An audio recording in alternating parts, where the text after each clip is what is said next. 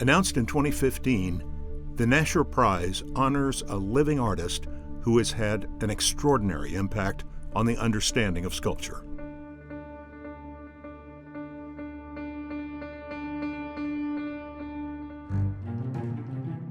Beyond the prize itself, there are international dialogues, talks by prominent artists and scholars, and a community celebration with free admission days, educational programs, and family events. Once a year in London, a jury convenes to choose a new laureate. The jurors are artists, curators, museum directors, and art historians, all who command worldwide respect.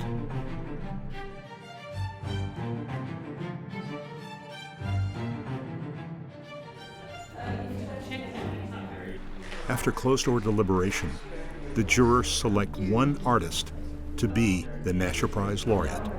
Winner of the 2020 Nasher Prize. The 2020 Nasher Prize laureate, Michael Rakowitz.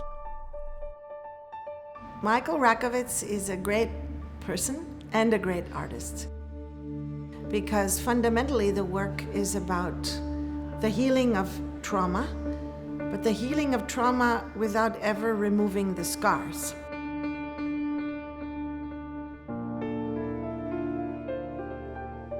When I think about the work that I do, I create encounters, I create social situations, I create objects, I create structures.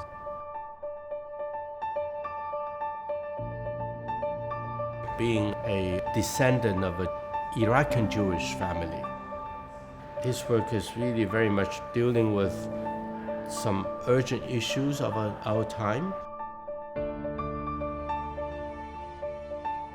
Perhaps we see this very clearly in the fourth plinth, which is work made on a pedestal in Trafalgar Square, a reference to an Assyrian bull.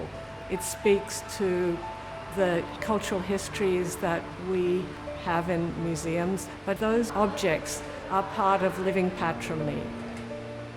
Often his work combines humor and a lightness that has a darker underside to it.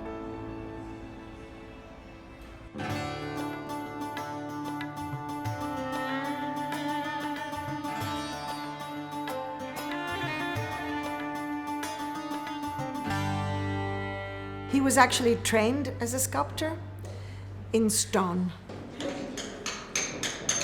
And so the first sculpture that I did at that age of 15 was a tribute to the Bamiyan Buddhas.